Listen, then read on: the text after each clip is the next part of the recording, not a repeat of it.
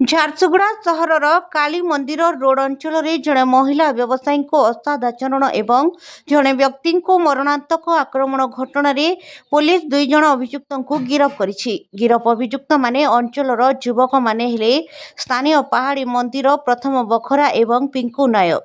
ଝାରସୁଗୁଡ଼ା ଥାନା ପୋଲିସ ଏହି କାର୍ଯ୍ୟାନୁଷ୍ଠାନ ଗ୍ରହଣ କରିଛି। ସୂଚନା ଅନୁଯାୟୀ ଗତ ଶୁକ୍ରବାର ଅପରାହ୍ନ ପ୍ରାୟ 3ଟା ସମୟରେ କାଳୀ ମନ୍ଦିର ରୋଡସ୍ଥିତ ଭୋଳାନାଥ କମ୍ପ୍ଲେକ୍ସ ସମ୍ମୁଖରେ 2 ଜଣ ଯୁବକ ନିଶାସକ୍ତ ଅବସ୍ଥାରେ ପହଞ୍ଚିଥିଲେ।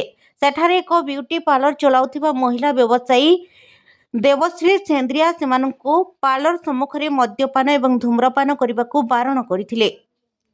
ଏଥିରେ ଉତ୍କ୍ଷିପ୍ତ ହୋଇ ଅଭିଯୁକ୍ତମାନେ ମହିଳାଙ୍କୁ ଅଶ୍ଳୀଳ ଭାଷାରେ ଗାଳିଗୁଲଜ କରିବା ସହ ତାଙ୍କୁ ଆକ୍ରମଣ କରିବାକୁ ଉଦ୍ୟମ କରିଥିଲେ। ମହିଳା ଜଣକ ଏହି ଘଟଣାର ଭିଡିଓ ରେକର୍ଡିଂ କରିବା ସମୟରେ ଅଭିଯୁକ୍ତମାନେ କମ୍ପ୍ଲେକ୍ସ ମାଲିକ ନବୀନ ବେହେରାଙ୍କ ମୁଣ୍ଡକୁ ଏକ କାଚ ବୋତଲରେ ସାଂଘାତିକ ଆକ୍ରମଣ କରିଥିଲେ। ଫଳରେ ତାଙ୍କ ମୁଣ୍ଡରେ ଗଭୀର ଆଘାତ ଲାଗିବା ସହ ରକ୍ତସ୍ରାବ ମଧ୍ୟ ହୋଇଥିଲା। ମହିଳାଙ୍କ ଅଭିଯୋଗ ଆଧାରରେ ଝାରସୁଗୁଡ଼ା ଥାନାରେ ମାମଲା ରୁଜୁ କରି ଉଭୟ ଅଭିଯୁକ୍ତଙ୍କୁ ଗିରଫ କରିବାରେ ସଫଳ ହୋଇଛି।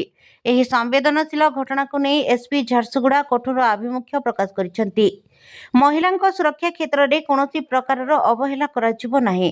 ସର୍ବସାଧାରଣ ସ୍ଥାନରେ ମହିଳାଙ୍କ ମର୍ଯ୍ୟାଦା ହାନି କରୁଥିବା ଏବଂ ଶାନ୍ତି ଭଙ୍ଗ କରୁଥିବା ଅସାମାଜିକ ବ୍ୟକ୍ତିଙ୍କ ବିରୋଧରେ ପୋଲିସ ଜିରୋ ଟଲରାନ୍ସ ନୀତି ଗ୍ରହଣ କରାଯିବ ବୋଲି ଝାରସୁଗୁଡ଼ା ଏସ୍ପି କହିଛନ୍ତି।